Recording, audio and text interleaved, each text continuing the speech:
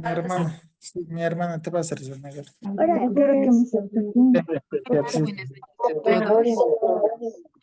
¿Me escuchan bien? Vamos a ir apagando los micrófonos, por favor. Vamos a empezar la clase. Medio imposible. Sí fue la primera pregunta, si viste tú. La Fer dice, le creo, pero ¿para qué? Que me gustaría que fuera ella. Es que yo no pienso. Pero el fotógrafo es muy imposible. Hemorragia. Algo más, Moshi, Moshi. porque los de mi curso escribían mal. O sea, sí te enseñaban en el colegio, pero no sé, siempre me gustó escribir muy mal. No se zayen. La Eli me está escribiendo. No se zayen. Apaga tu micrófono. Hola, buenas noches. ¿Pueden ir apagando los micrófonos, por favor? Vamos a empezar la clase. Pues, ¿por qué prenden? Es un putales. No sé si lo hacen a breve, pero... El puto que recogí. No se zayen. Apaga sus micrófonos.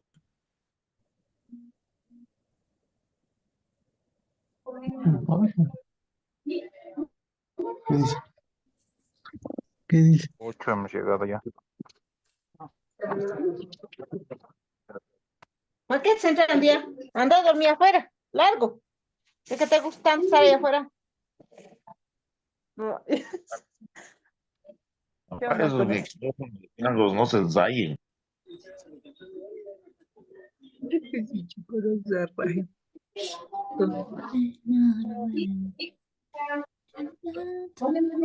Ya podemos empezar. Vayan apagando sus micrófonos, por favor.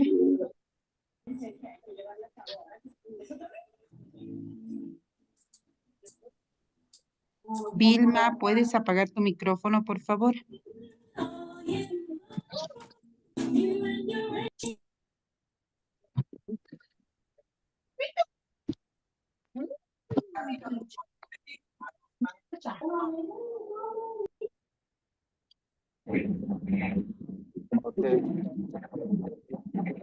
A ver, eso que te hace que apagues los teléfonos, tu micrófono, perdón.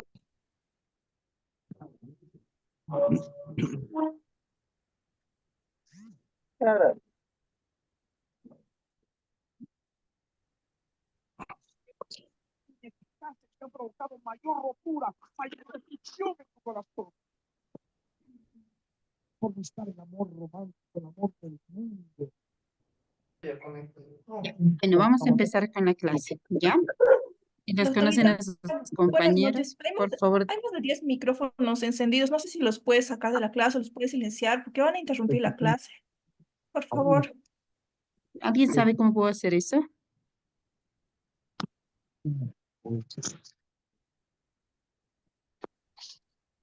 A ver, vamos. La música sea del mundo que haga. ¿Ha habido algo?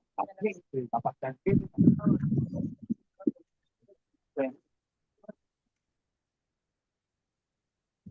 Alexa, apaga el velador. Muy bien. Siempre que hoy estaba agitada, hoy estaba agitada.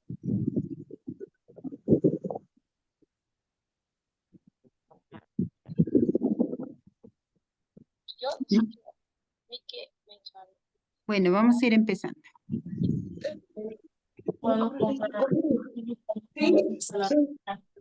¿Ya?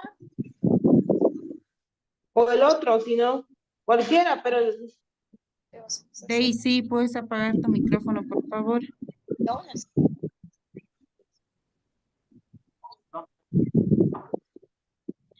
Bueno, continuando con el repaso de las enfermedades respiratorias, vamos a, ahora nos toca avanzar lo de los cuerpos extraños en vía aérea.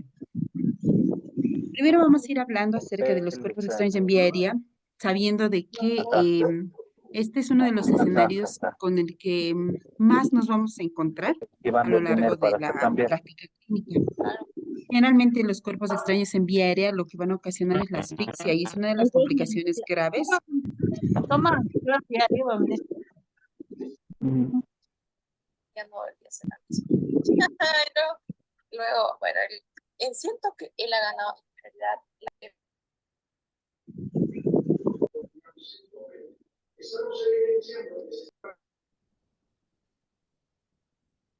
Ya, bueno, ahora sí.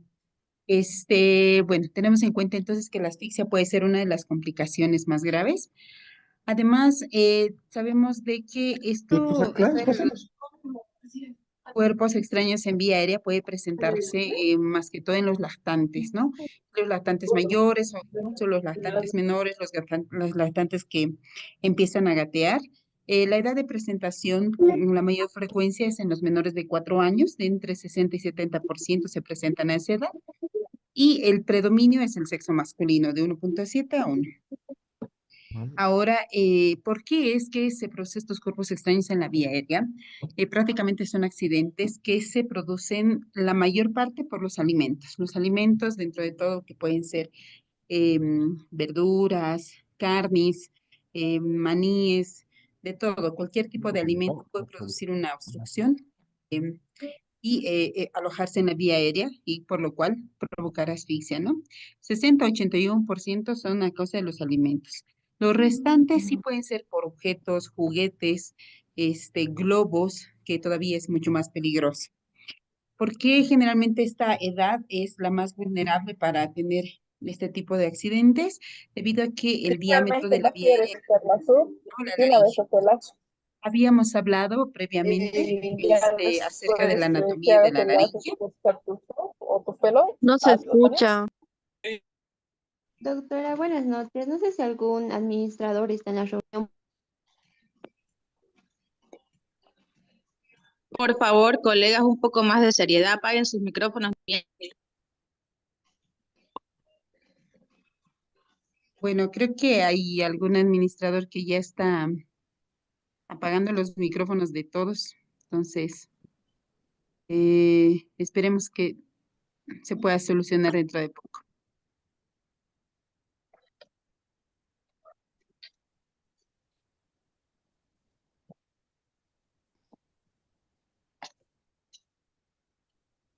Creo que ya podemos seguir ahora, ¿no? Doctora, buenas noches. Hay una opción para poder silenciar a todos los compañeros, porque le comento que hay mucha interferencia y hay muchas personas que están hablando y no se le puede entender, doctora. Por favor, si lo puede silenciar. A ver, voy a decirle al administrador que lo pueda silenciar. Doctora, usted es anfitrión, usted puede hacerlo. ¿Cómo lo hago? Si alguien me puede indicar, por favor. En la opción donde dice participantes, doctora. Ya.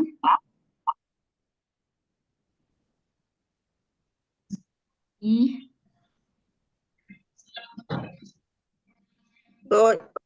no sale, no me deja silenciar micrófonos. Debería tener abajo, doctorita, una opción donde diga silenciar a todos. No tengo, solo dice invitar, Porque vas a nada omitir más. muy importantes de los temas que al final no vas a estudiar bien, va a haber preguntas que no vas a responder y al final no te va a alcanzar con otro. Pero si quieres algo más al punto. Inver su micrófono. Como ves, no son tan. Por ejemplo, A ver, los objetos, apaguen su micrófono.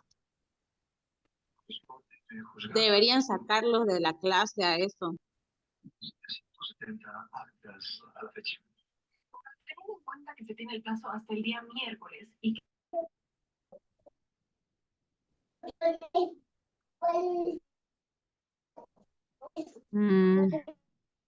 La verdad es que silencio a todos, pero no sé por qué aún siguen ingresando y los nuevos otra vez, con los micrófonos prendidos. Ahora sí creo, ¿no?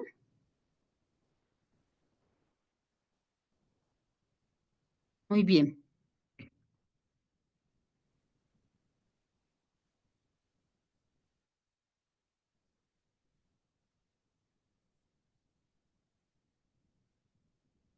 Ahora sí, los leo en el chat. Me dicen si ya podemos empezar.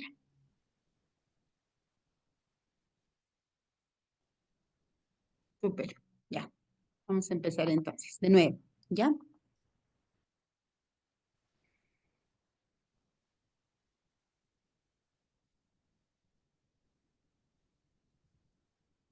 Muy bien. Bueno, vamos a continuar con el tema, hablando ahora de los cuerpos extraños en vía aérea. En cuanto a la epidemiología y cómo se producen estos vienen a partir de, tal cual como dice el título, ¿no? Los cuerpos extraños que se pueden alojar en diferentes estructuras de la vía aérea y como complicación más grave produce la asfixia. Esto generalmente está presente en los pacientes lactantes, los lactantes mayores, los lactantes menores.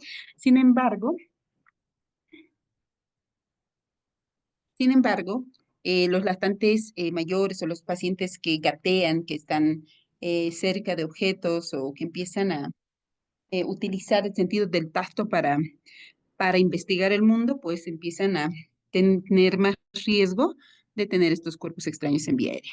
La edad más frecuente es en los menores de 4 años, con 60-70% de frecuencia en esta edad, y el predominio es el sexo masculino, en 1.7 en comparación con el sexo femenino, ¿no? 1.7 a 1.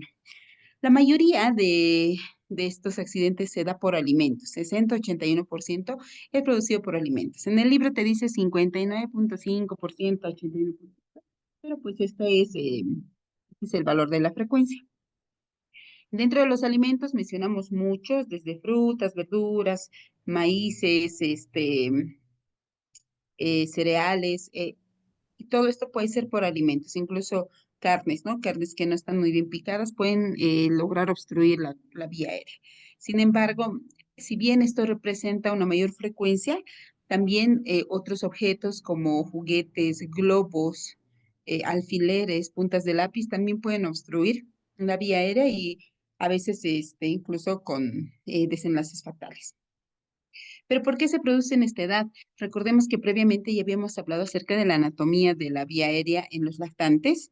Existe una vulnerabilidad. Este grupo de edad es vulnerable debido a que la vía aérea tiene un menor diámetro, la laringe. Tiene un menor diámetro en comparación con los adultos y esto, si bien los lactantes tienen buen reflejo de deglución y empiezan a tener náuseas, etcétera, el hecho de que tengan menor diámetro en la vía aérea lograría cerrar más fácilmente la misma y con posterior obstrucción y asfixia. También existen algunos pacientes que son comórbidos, por ejemplo, los pacientes con alteraciones neurológicas, ellos sí no tienen buen reflejo de deglución, la mecánica está alterada, algunos trastornos del desarrollo que son más predisponentes a tener este tipo de presentación del cuerpo extraño en vía. Dentro de las manifestaciones clínicas, cualquier paciente que tenga cuerpo extraño en la vía aérea tiene el riesgo, y esta es la manifestación más grave, de obstrucción completa de la vía aérea, ¿no? Todo va a depender mucho de las características, la duración y la localización del cuerpo extraño para que se pueda producir la misma. Existen 3 fases que te describe en el libro, que son el episodio inicial, en donde ingresa el cuerpo extraño, y el paciente presenta tos, atragantamiento, náuseas, náuseas. La segunda fase es un intervalo asintomático en el que probablemente el cuerpo extraño está en la vía aérea, sin embargo, y existe agotamiento de los reflejos de defensa. De repente los niños se cursan asintomáticos y esto puede ser variable, puede ser muy negativo porque uno puede considerar que pues el proceso ya tuvo resolución. Sin embargo, solo es un intervalo porque después se presentan las complicaciones, en donde, dependiendo dónde se aloja el cuerpo extraño, puede presentar ya datos de infección, ¿no? Como fiebre, tos, incluido hemoptisis, posteriormente neumonía y atelectasia en alguno de los casos. Las complicaciones se presentan en el 15% de todas las manifestaciones. En cuanto al diagnóstico y tratamiento, el diagnóstico, la anamnesis es clave para nosotros poder determinar. Por ejemplo, el paciente llega y nosotros tenemos que preguntarle todo, qué es lo que ha estado, qué es lo que ha estado comiendo, cómo ha estado cerca de los juguetes, etcétera.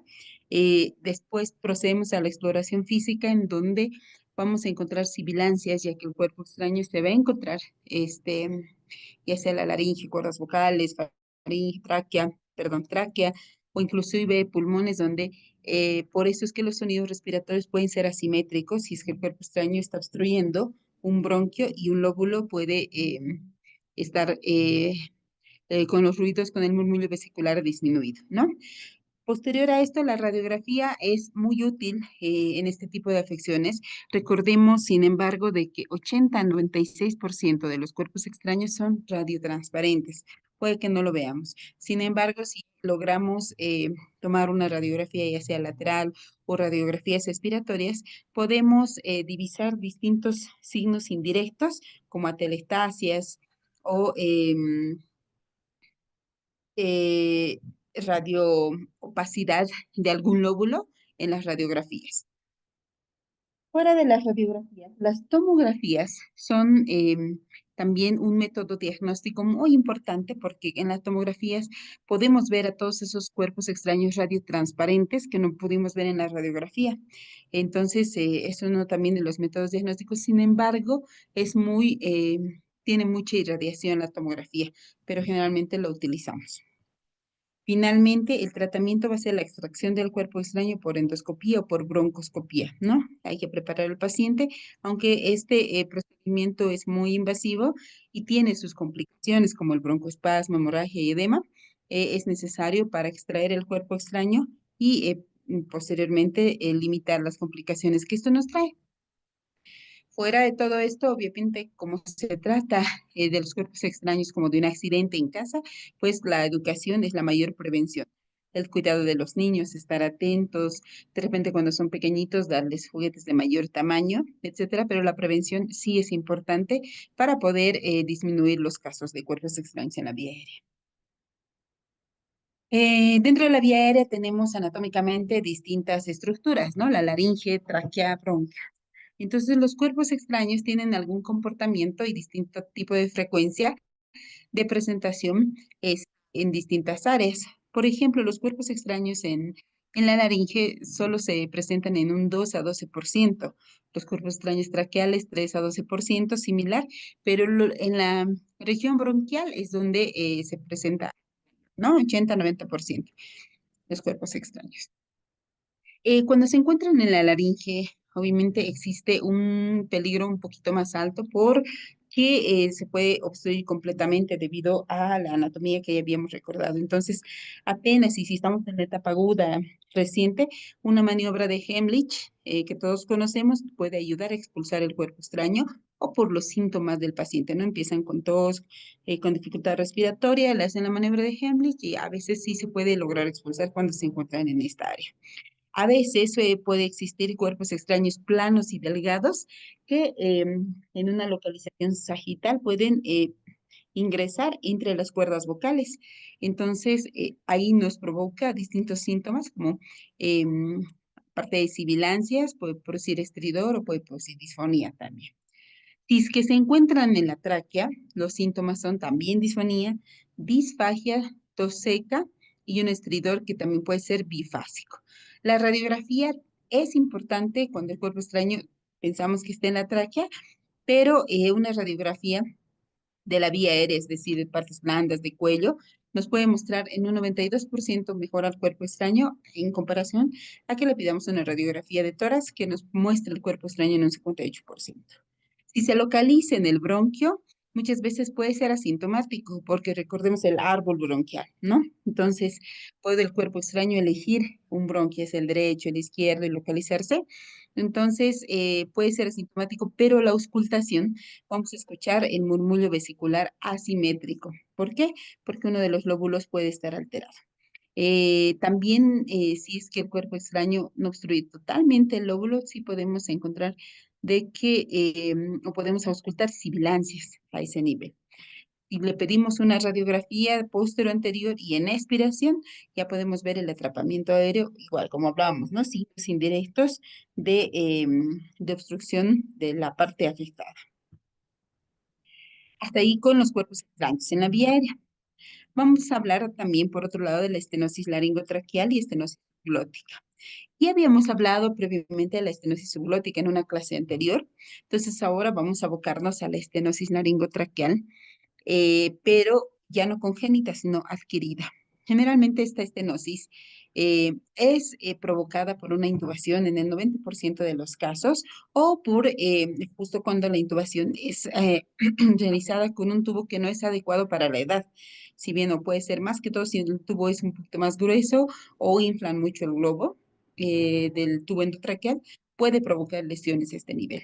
Al principio sí puede provocar la presión a nivel de las paredes de la laringe y esto posteriormente un edema crónico y estenosis por fibrosis, pero esto es más raro aún, ¿no? A los síntomas se les asocia el reflujo laringeo-faringeo que empeora además el estado de la estenosis laringotraqueal. Dentro de los factores de riesgo existe una estenosis subglótica que generalmente se puede detectar en el 90% durante el primer año de vida o en pacientes también que tienen malnutrición, proceso inflamatorio crónico, inmunodepresión o sepsis. Y justo estos factores de riesgo los encontramos en una terapia intensiva donde los pacientes además están intubados, ¿no?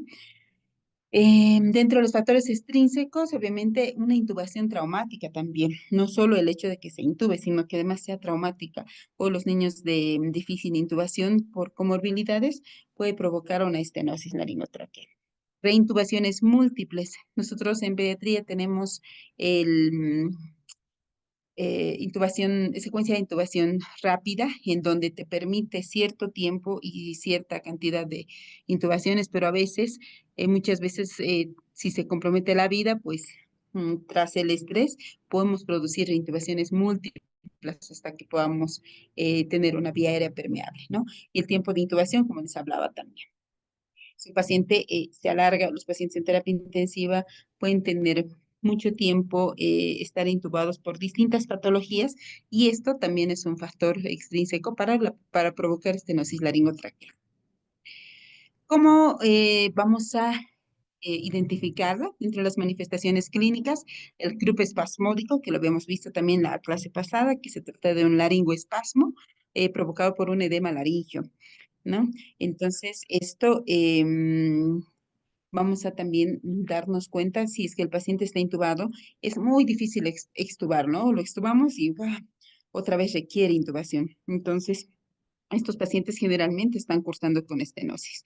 El diagnóstico también se hace con radiografía y PA lateral, pero la laringoscopía directa, la broncoscopía directa nos va a divisar mejor el área afectada. La tomografía y la ecografía no son tan útiles, son muy poco útiles. El tratamiento va a depender mucho de la gravedad, de la localización de la estenosis y del tipo de estenosis que tiene. Cuando es leve, el tratamiento suele ser expectante y eso puede remitir cuando el paciente empieza a crecer y desarrollarse. Si es moderado, la endoscopía o las dilataciones suaves con endoscopía o con láser de dióxido de carbono es un tratamiento sugerido, pero si es grave, a veces, muchas veces se llega a una cirugía reconstructiva o resección cricotraqueal, ¿no?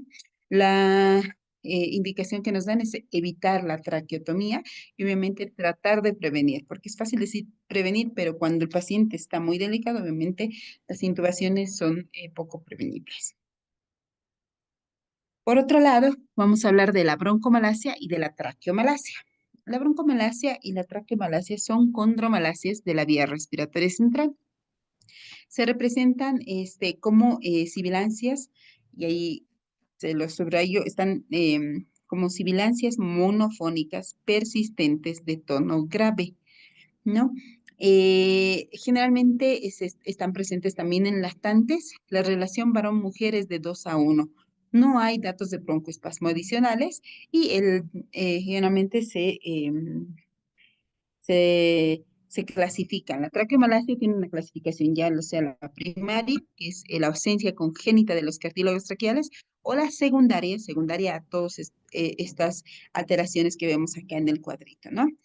No sé si en la anterior clase mostrábamos una gráfica de los anillos vasculares, cómo puede obstruir o presionar la tráquea o la arteria inominada aberrante también, que puede ser una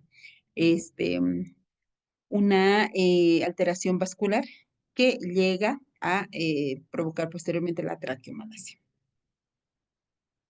En cuanto al diagnóstico y tratamiento, la mayoría broncoscopía, ¿no? Ya sea flexible o rígida. La espirometría nos puede ayudar a ver la cantidad de aire que ingresa, la disminución del flujo máximo y el aplanamiento de la curva de flujo-volumen en la espirometría, que esto pues depende del reporte.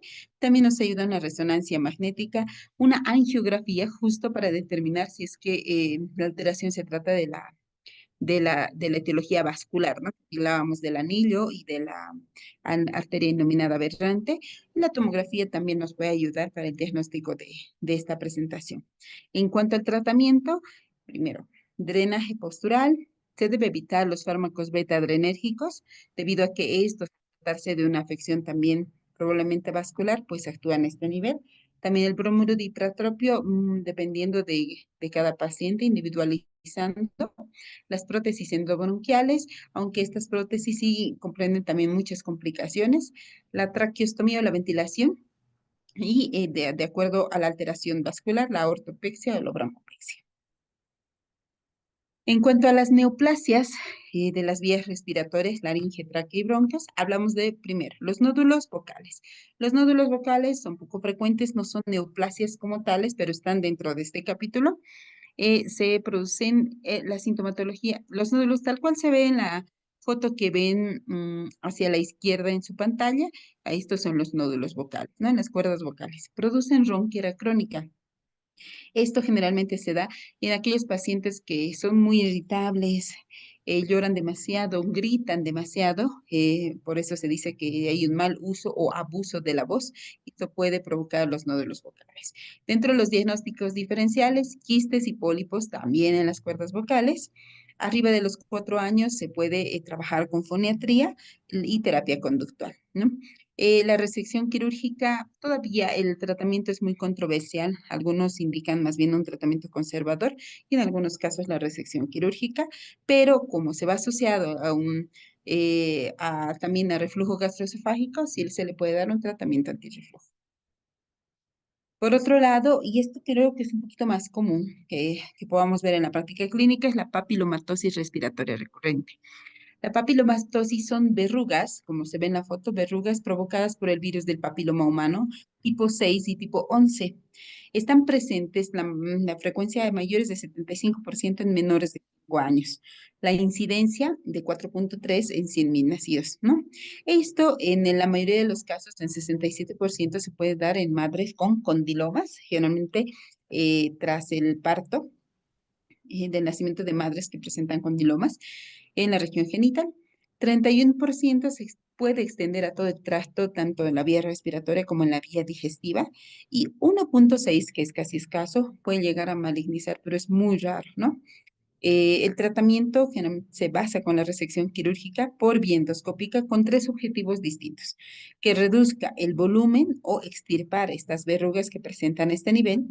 También, aparte, tienen que conservar las estructuras. Recordemos que estamos hablando de la región de las cuerdas vocales. Entonces, se debe conservar las estructuras normales porque si no vamos a provocar una alteración en la voz. Y la prevención de la formación de cicatrices que también pueden provocar distinto grado de obstrucción a este nivel.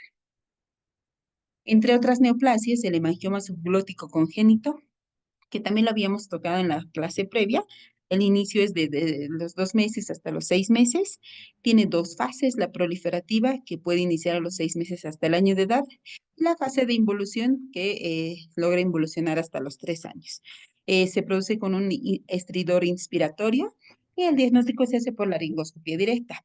En el tratamiento, antes se recomendaba la prednisona a esta dosis, ¿no? 2 a 4 en realidad, es 2 a 4 miligramos kilo día por un tiempo aproximado de 4 a 6 semanas. Sin embargo, posteriormente se ha ido haciendo muchos estudios en donde se prefiere el propanolol con un electrocardiograma previo para poder, por las reacciones adversas de este medicamento, una valoración cardiológica previa. El propanolol puede estar indicado en una dosis de 1 a 3 miligramos kilo día y se extiende desde 4 a 12 meses, ¿no? Dentro del tratamiento quirúrgico sí se puede aplicar inyecciones con esteroides o se puede también provocar una decisión con láser de dióxido de carbono, y la traqueostomía un poco indicado, pero también se describe dentro del tratamiento de esta neoplasia. La neurofibromatosis es muy raro que se produzca en laringe. Esta es una enfermedad sistémica que se produce con manchas que rican leche, con granulomas en distintas partes del cuerpo, pero esto mismo se puede producir en laringe, pero es muy raro y el tratamiento es quirúrgico. El rhabdomyosarcoma es muy infrecuente y el tratamiento va a depender del tratamiento quirúrgico. Y dentro de las neoplasias traqueales existen dos, pseudotumor inflamatorio y los amartomas. Y los tumores bronquiales, carcinoides, mucoepidermoides y pseudotumores, ¿no? La mayoría de tratamiento quirúrgico. Pasamos entonces al siguiente capítulo, que son sibilancias, bronquiolitis y bronquitis. Hablando de las sibilancias, en realidad, ¿qué es una sibilancia? La sibilancia es un sonido musical continuo. La mayoría de los que está presentes, si no es todos, han debido escuchar alguna vez alguna sibilancia, generalmente en los pacientes asmáticos. Entonces, ustedes saben que es como un silbido, ¿no? Que se produce en la expiración. Em, es como tal cual, un silbido. Inspiras y no sé si me escucho, pero bueno, es en la expiración y puede la sibilancia ser un síntoma clave en la obstrucción de vía aérea. Generalmente las sibilancias están presentes en los lactantes, que pueden ser más frecuentes. La mayoría de esto puede darse por infecciones, ¿no? Y a continuación vamos a ver. Primero vamos a hablar de la bronquiolitis aguda, que también dentro de su sintomatología son las sibilancias. La bronquiolitis aguda es una inflamación en los bronquiolos que se produce en los lactantes y en niños pequeños. Alguna literatura te dice en menores de 1 año y otros en menores de 2 años, generalmente. El libro de la cátedra te menciona de que la bronquiolitis aguda es el primer episodio de sibilancias en un niño menor de 2 años, ¿no? Aquí el libro de Nelson te da estas dos características, estas dos edades, perdón, sí, de 1 a 2 años, en donde puede presentar el niño esta patología. ¿Cómo se produce? ¿Cuál es la fisiopatología? A la derecha tenemos una imagen del bronquiolo sano y el bronquiolo inflamado. Tal cual, existe una obstrucción por edema de la pared, ¿no? Del bronquiolo, moco presente y restos celulares que van a disminuir la luz del bronquiolo. Y al disminuir la luz del bronquiolo, obviamente, el aire que ingresa va a ser difícil expirarlo, ¿no? Y a la vez cuando lo estamos expirando, por la presencia de estas estructuras, los detritos celulares, etcétera, se provoca la sibilancia, ¿no? Dentro de de otros sonidos también auscultatorios. A la clínica, obviamente, como la ventilación va a estar afectada, el niño va a estar taquipneico. La sibilancia es la principal característica de la bronquiolitis aguda, sin embargo, los pacientes también pueden presentar crepitantes y roncos a la auscultación. Algunos libros lo mencionan incluso como una orquesta, ¿no? La orquesta de la bronquiolitis, cuando escuchas a un niño que está con esta patología. Sin embargo, la sibilancia es uno de los principales síntomas. ¿Quién lo produce? El virus sincitial respiratorio. El virus sincitial respiratorio es el virus que produce bronquiolitis aguda en más del 50% de los casos. Pocas veces puede estar producido por otro tipo de virus, como los que se mencionan en el cuadrito de la derecha, rinovirus, influenza, adenovirus, metaneumovirus humano, que hemos tenido mucho hace 2 años, y la coinfección, ya sea con una coinfección bacteriana, puede incrementar la gravedad del cuadro, ¿no? Pero es muy rara una sobreinfección bacteriana y la coinfección con otros virus sí puede presentar mucha gravedad. Dentro de los factores de riesgo se ha visto mucho más frecuente en el sexo masculino o pacientes que están expuestos a un ambiente como de tabaco, hacinamiento o que no hayan presentado lactancia materna en los primeros meses exclusiva, ¿no? Dentro de las sibilancias y la bronquiolitis aguda, muchas veces muchos niños sibilantes pueden posteriormente desarrollar asma. Solo 5 a 8% de estos niños que han presentado bronquiolitis aguda pueden desarrollar asma. Y en el libro menciona un factor predictivo de que se puede iniciar esta patología después de 18 a 36 meses del episodio de bronquiolitis aguda. Esta es una gráfica que te muestra también más o menos la evolución de una bronquiolitis aguda. Aquí tenemos los días y la variabilidad, ¿no? De los síntomas, la gravedad y los síntomas de la bronquiolitis. Fíjense, entre el día 2 y el día 7, la gravedad de los síntomas puede llegar en esta, en estos días, en este tiempo, llegar a la hospitalización. Los signos, los síntomas relacionados con los días, y si se fijan, el del día 2 más o menos hasta el día 10, pues aquí existe dificultad respiratoria, ¿no? Y mucha clínica. Y después los síntomas se van regulando. ¿Por qué? Porque es viral. Pues no van a requerir tratamiento antibiótico ni nada, pero sí tratamiento de soporte. La fisiopatología, como ya lo mencionábamos, todas las es según los días.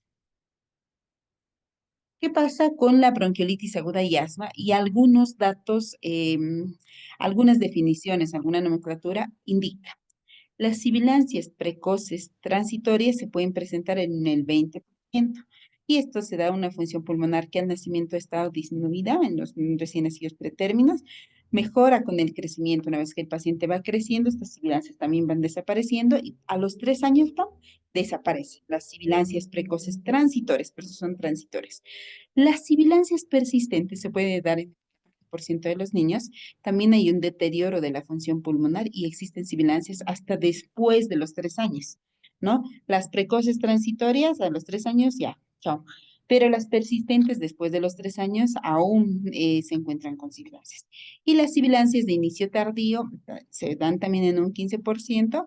La función pulmonar es estable y inicia desde los 3 años. Estos son términos que menciona el libro y que es necesario saber. Bueno, para nosotros diagnosticar a un niño con bronquiolitis aguda es muy importante la anamnesis, los antecedentes relacionados al parto, si el paciente es puro, si entre los antecedentes familiares, pues algún familiar, como entre los antecedentes sociales habíamos dicho si hay hacinamiento en la casa, si hay algún con un cuadro respiratorio, si es que alguien fuma en la casa. Toda la anamnesis es muy importante para nosotros orientarnos al diagnóstico. En la exploración física, obviamente vamos a encontrar a un niño taquicárdico, taquipneico. Sin embargo, la frecuencia respiratoria incrementada y la disminución de la saturación son clave para el diagnóstico. A la auscultación ya habíamos hablado sibilancias, crepitantes, roncos, ¿no? Y expiración prolongada, porque es difícil respirar el aire por la fisiopatología que habíamos mencionado. Dentro de las manifestaciones clínicas, primero puede iniciar con un resfrío, ¿no? Rinitis, con irritabilidad, malestar general, posteriormente progresar a hipoxemia, tener fiebre, taquipnea, dificultad respiratoria. La apnea, los pacientes que han nacido a término, puede estar presente en menos de las 44 semanas de vida y en los pretérminos hasta las 48 semanas de vida. Esos son los pacientes que tienen más riesgo de apnea. La duración de la enfermedad generalmente se da entre 14 días y 10% de los niños pueden estar sintomáticos incluso hasta la 3.ª semana de evolución. En cuanto al diagnóstico, como hemos hablado tanto de la anamnesis, de la auscultación, es clínico, netamente clínico. Generalmente no se requieren ni radiografías ni nada, ¿no? Habíamos mencionado también que es el primer episodio de sibilancias en niño menor de 2 años. Las radiografías, sin embargo, muchas veces se le piden en el área de emergencias y lo que vamos a encontrar son signos de atrapamiento aéreo o atelectasias, ¿no? Porque la presión del aire, obviamente, como no puede ser expulsado por la obstrucción del moco y del detritus, obviamente se va hacia la parte extra, extrapulmonar y se puede producir las atelectasias. Dentro de los exámenes de laboratorio, como es un proceso viral, pues podemos encontrar ninguna alteración, es prácticamente normal. Entre las complicaciones, obviamente pueden estar las neumonías, el libro menciona la otitis media. Y otros diagnósticos diferenciales se puede dar cuando un episodio es recurrente o refractario, no remite o hay alteración del desarrollo, es más largo. Podemos hacer diagnósticos diferenciales con fibrosis quística o inmunodeficiencia, por eso que en la anamnesis es importante los antecedentes familiares. Esta es una escala de bronquiolitis para ir valorando la gravedad de la enfermedad, ¿no? Valora de acuerdo a los puntos en leve, moderado, grave, de 5 de 6 a 8 puntos y mayor de 8 puntos. Toma en cuenta la frecuencia respiratoria, las sibilancias y crepitantes, cómo está la dificultad respiratoria con retracción y la saturación. De acuerdo a esto le dan puntaje y sumando los puntos, pues si es más de 8 puntos está en paciente grave. Otra escala es la de Wood-Downes, que es modificada. También utiliza, ¿no?, puntajes, incluye la bronquiolitis leve, moderada y grave con distinta puntuación, y a cada uno le da las sibilancias, el tiraje, la frecuencia respiratoria. Aquí interviene también la frecuencia cardíaca, la ventilación y la cianosis. ¿Cuál es el tratamiento? Prácticamente a tratarse de una infección por virus autolimitada, entonces el tratamiento generalmente solo son medidas de soporte. Se puede, la parte de los 3 pilares pues son los líquidos, la hidratación, ya sea por vía endovenosa o por sonda nasogástrica. Se dice que la hidratación por sonda nasogástrica, que sería la hidratación enteral, se ha relacionado mucho a la nuevamente facilitar la alimentación precoz, enteral, ¿no? Cuando nosotros administramos soluciones endovenosas, hay que tratar de que le demos soluciones isotómicas para prevenir la hiponatremia. 1, ¿no?, hidratación. Segundo, la oxigenoterapia. Oxigenoterapia suplementaria es importante dependiendo del estado general del paciente, de la saturación, puede ser desde cánula nasal normal hasta cánula nasal de alto flujo, ¿no? La ventilación no invasiva. La fisioterapia también es un pilar fundamental para el tratamiento. Los broncodilatadores es muy controversial, muy debatido. Su uso es muy impredecible en menores de 1 año.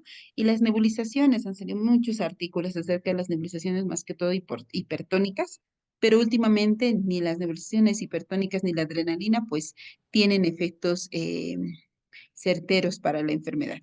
La mayoría de la literatura indica que no es concluyente su acción. Entonces, sin embargo, todo esto se puede utilizar en algunos pacientes. La hospitalización se debe realizar cuando el paciente presenta hipoxia, imposibilidad de alimentarse, ¿no? Hay algunos niños que incluso vomitan, apnea o una taquipnea extrema, ¿no? Un paciente que esté grave. Los factores de riesgo para una enfermedad grave es los niños menores de 12 semanas, ¿no?, en los 3 meses, pacientes pretérminos o los que tienen comorbilidades, por ejemplo, cardiopatías, neumopatías, alteraciones neurológicas o inmunodeficiencias.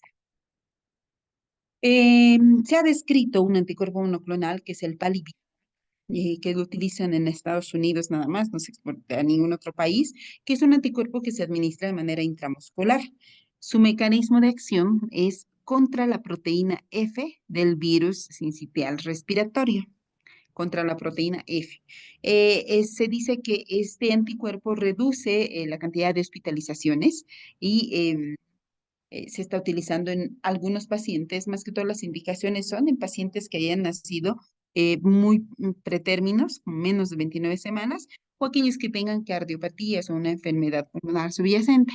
Sin embargo, obviamente, está muy debatido en los otros países de tercer mundo.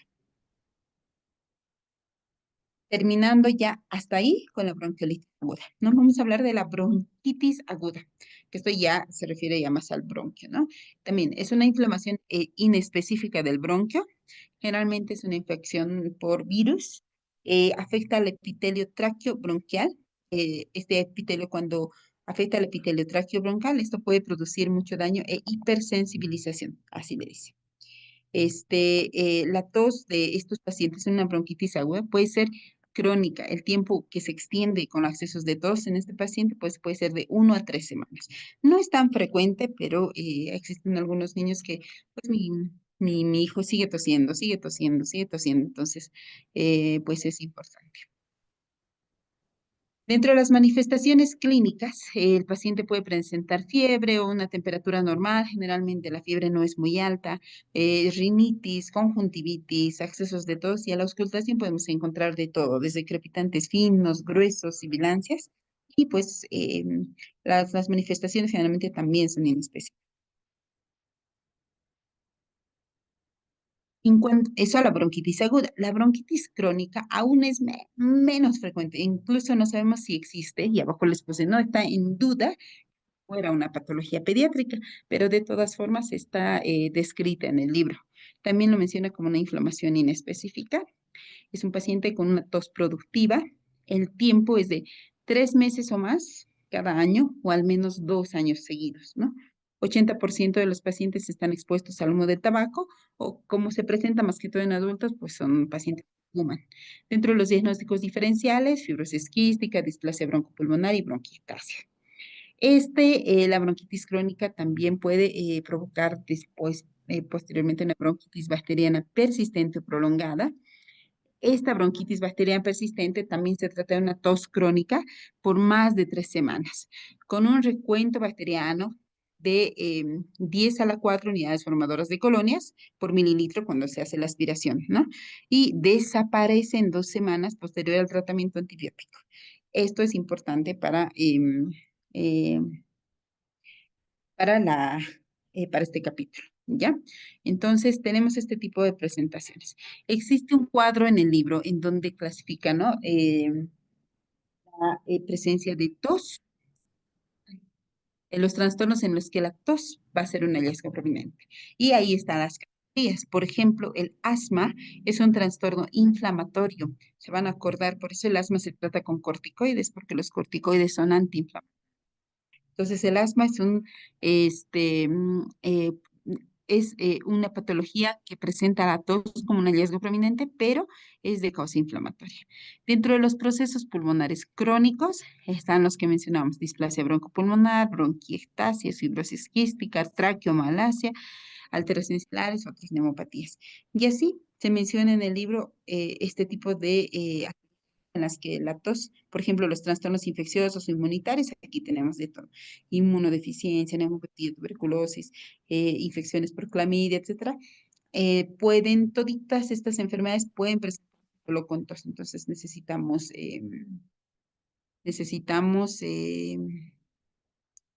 ser bien cautos y si un paciente llega con tos, pues obviamente revisar, ¿no? Cuáles pueden ser las causas. Y por último, la bronquitis plástica. La bronquitis plástica, lo menciona en el libro, realmente es algo también muy infrecuente en pediatría, pero se trata de episodios que son recurrentes de obstrucción de la vía aérea. Esto más que todo se da en distintas patologías en donde existe una alteración de la función del epitelio. Es como, tal cual su nombre lo dice, plástica es como si se formara como un plástico en todas las vías respiratorias, ¿no? Como un moco. La epidemiología, como ya habíamos dicho, poco frecuente: 6.8 casos por 100.000, una prevalencia de 4 a 14. Generalmente está relacionada con cardiopatía, asma, enfermedad atópica, neumopatías. La bronquitis muy poco frecuente. Dentro de las manifestaciones clínicas también la tos, disnea, sibilancias y dolor torácico. No puede, y otra vez, asociada con morbilidad. El diagnóstico se da dependiendo de la enfermedad de base. Existen algunos niños que presentan mucha tos, mucha dificultad respiratoria y de repente al examen físico, ¡pam!, tiene un soplo, ¿no? Entonces, es un paciente como neumópata crónico como neumópata crónico puede presentar también acropaquias al examen físico esto se da por una apoxia crónica. En las radiografías puede haber atelestasias, bronquiectasias y el tratamiento, obviamente, primero la enfermedad, hay que tratar la enfermedad de base. Sin embargo, si es que se diagnostica una bronquitis plástica, obviamente se puede tratar con fibrinolíticos, broncodilatadores, N-acetilcisteína. Sin embargo, la mortalidad también es elevada. Todo va a depender de qué patología de base tenga el paciente. Y muy bien, vamos a empezar con las preguntas. Voy a ir viendo, creo que hay muchos mensajes. A ver.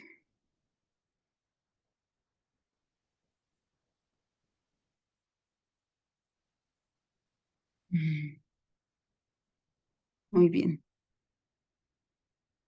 No sé qué pasa, están llegando muchos mensajes. Ahorita vamos a activar el audio. Bueno, corresponden a la definición de la sibilancia, excepto, entonces aquí dice, es la producción de un sonido musical y continuo. Se origina en las vías aéreas estrechadas, se escuchan en expiración como consecuencia de la obstrucción viaria. Vamos a ver qué responden todos D. Muy bien. Entonces, sí, en esta vez, ahora sí les puse la bibliografía de base, ¿no? La sibilancia es la producción de un sonido musical y continuo que se obtiene en las vías aéreas estrechadas, se escucha en expiración como consecuencia de la obstrucción de vía aérea. En ningún momento dice ruidos chasqueantes ni burbujeantes. Así que, siguiente. En la bronquiolitis aguda se encuentran los siguientes hallazgos respiratorios: taquipnea, sibilancias, crepitantes, roncos. Respondan. Ay, no.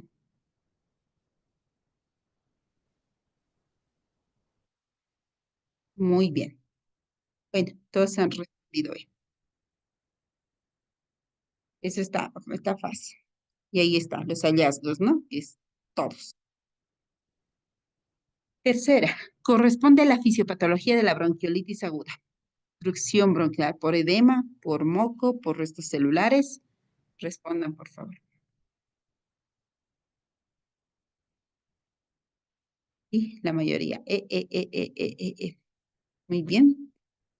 Prácticamente, como habíamos hablado de la fisiopatología, no es por todos. Así que la respuesta es E.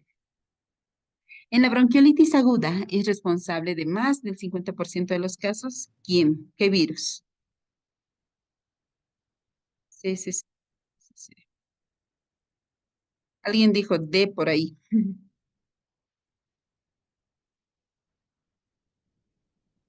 Muy bien. En realidad, todos pueden provocar, sin embargo, en más del 50% está el virus sincitial respiratorio, que lo habíamos dicho, ¿no? La bronquiolitis se da con más frecuencia en pacientes, como las lactantes que están expuestos a humo de tabaco, que no han recibido lactancia materna, que viven en hacinamiento. Muy bien. Fácil, ¿no? Todos estos son factores de riesgo para que el paciente presente bronquiolitis. Todos. Son sibilancias que se caracterizan por deterioro de la función pulmonar y sibilancias antes y después de los 3 años de edad. A ver, vamos a sus respuestas. Unos dicen A, B, otros D, A, B. Muy bien. Todos los que han respondido B está bien, habíamos hablado. Si es de inicio tardío, va a ser después de los 3 años, no antes. Si son sibilancias precoces, obviamente transitorias, no hay solo precoces, son precoces transitorias que se acaban a los 3 años. Pero las que persisten, las que están antes y después de los 3 años, son las sibilancias persistentes, ¿no? Las sibilancias persistentes se caracterizan por deterioro de la función pulmonar y sibilancias antes y después de los 3 años de edad, ¿no? Entonces está bien todos los que han respondido B. En la bronquiolitis aguda, el lactante presenta primero una infección respiratoria superior con estornudos y rinorrea transparente, que se puede acompañar de hiporexia y fiebre, y gradualmente se produce dificultad respiratoria, tos paroxística, disnea e irritabilidad. Todos responden B. Y tal cual, les han copiado prácticamente el párrafo del libro. En la bronquiolitis aguda, el lactante, siguiente. A la exploración física del paciente con bronquiolitis debemos evaluar si hay presencia de sibilancias y crepitantes, el tiempo expiratorio también puede estar prolongado, presencia de aleteo nasal y tiraje. Y todos responden D. Tal cual, todo tenemos que evaluar, ¿no? Y lo veíamos en las escalas de valoración igual que les mostraba. Son factores de riesgo de enfermedad grave. Edad menor de 12 semanas, parto pretérmino, enfermedades cardiovasculares, pulmonares, neurológicas o inmunitarias.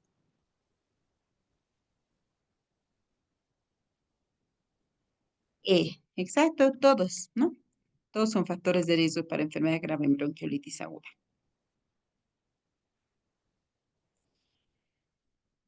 El uso de palivizumab reduce el riesgo de hospitalización por bronquiolitis causada por...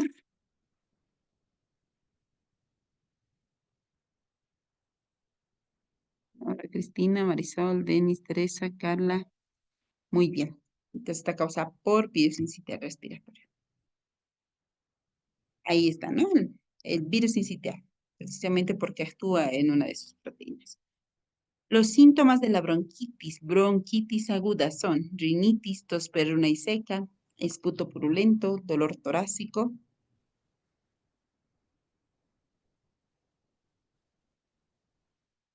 Bien, todos responden E. Muy bien. Todos estos pueden ser los síntomas, ¿no? En un paciente con bronquitis aguda. Todos. Se realiza diagnóstico diferencial de bronquitis aguda con asma, displasia broncopulmonar, fibrosis quística, tuberculosis.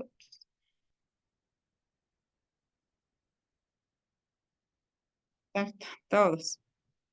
Y estas preguntas están fáciles. Ahí está, el cuadrito que habíamos visto, ¿no? Todos son característicos de tos y la tos es característico también de bronquitis aguda. Es correcto dentro del tratamiento de la bronquitis aguda, cambios de postura, no hay un tratamiento específico y el uso de antitosígenos puede aliviar los síntomas. De, eh, ah, hay respuestas variables, entonces vamos a revisar. Aquí está. El tratamiento nos indica los cambios de postura frecuentes facilitan el drenaje pulmonar. Los niños mayores pueden sentirse más cómodos en un ambiente húmedo y los antitosígenos pueden aliviar a los síntomas, pero al principio, donde no está subrayado, indica no existe un tratamiento específico de la bronquitis aguda. Entonces, la respuesta sí, pues es todos. ¿Ya? No hay un tratamiento, pero lo que puede dar son antitosígenos o los cambios de postura frecuente. ¿Ya? Muy bien. Siguiente. Se define formalmente como la aparición de tos productiva durante 3 meses o más cada año durante al menos 2 años seguidos. De-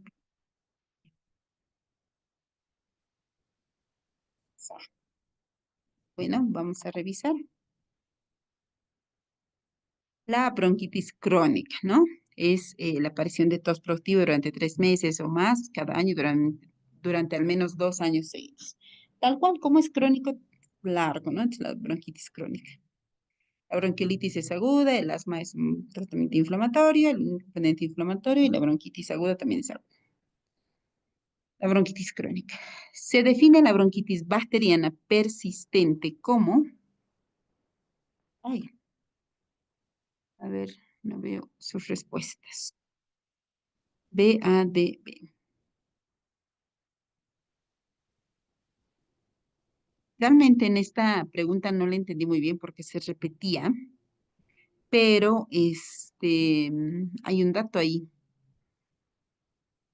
Mire, muchos dicen BD. Vamos a revisar para que no nos quede. Se define la bronquitis bacteriana persistente como la tos productiva crónica, más de 3 semanas, con un recuento bacteriano de 10 a la 4 unidades formadoras de colonia, o más en el lavado broncoalveolar, y desaparición de la tos en 2 semanas siguientes al inicio del tratamiento. Entonces, considerando eso, tendríamos en cuenta de que aquí hay solo 10 unidades formadoras de colonia, y aquí hay 10, y esto no sé si se ha copiado así de las preguntas que mandan en el examen, pero debe ser 10 a la 4, asumo, ¿no? Entonces, la respuesta sería ahí sé porque desaparece la tos en 2 semanas siguientes al inicio del tratamiento antimicrobiano. Entonces, ahí hay que leer muy bien la pregunta y la respuesta, ¿ya? Muy bien. Son procesos pulmonares crónicos en los que la tos es un hallazgo prominente, excepto, lean bien la pregunta, son procesos pulmonares crónicos en los que la tos es un hallazgo prominente, excepto, muy bien. Sí, claro, porque habíamos dicho que el asma es más bien un proceso inflamatorio. Los procesos pulmonares crónicos son todos estos, ¿no? Que mencionamos. Entonces, el excepto es el asma, no es un proceso pulmonar crónico, es un proceso inflamatorio. Son trastornos infecciosos e inmunitarios. ¿Cuál de estos? Ay, no.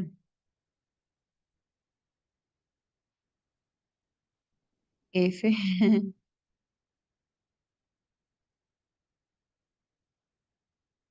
Muy bien, F. En realidad todos, ¿no? Ahí tenemos los trastornos infecciosos o inmunitarios de la tablita que les había mostrado también, que es importante repasar todos. Son mecanismos que se combinan para hacer que el lactante sea más sensible a la obstrucción de la vía aérea. Diferencia en los cartílagos traqueales, estrechamiento de la vía aérea, diferencias en el tono del músculo liso. Vamos a ver sus respuestas. Sí, solo Carolina respondió, creo. Sí, sí, sí, sí, sí. Hugo, Gladys, María. Laura dice D. Muy bien, a ver, vamos a repasar. Las diferencias en los cartílagos traqueales y el tono del músculo liso causan un mayor aumento en la capacidad del colapso de la vía aérea en niños mayores. Estos mecanismos se combinan para hacer que el lactante sea más sensible a la obstrucción de la vía aérea. Aquí la respuesta es todos, pero probablemente porque los lactantes, habíamos hablado dentro de la anatomía, que presentan más, la vía aérea es un poquito más estrecha y además este subrayado, ¿no? Aumentar la resistencia con siguientes sibilancias. Entonces sería en todos. Y bueno, con eso terminamos la presentación de hoy. A ver, voy a habilitar, no sé cómo me han dicho que habilite para que puedan hablar todos.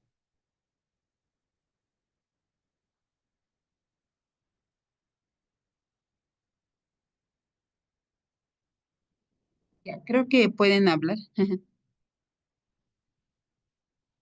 Muy bien.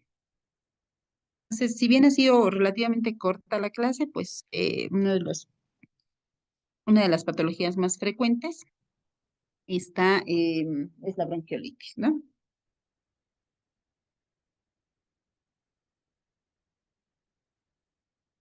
No deja habilitar el audio. Ay, no.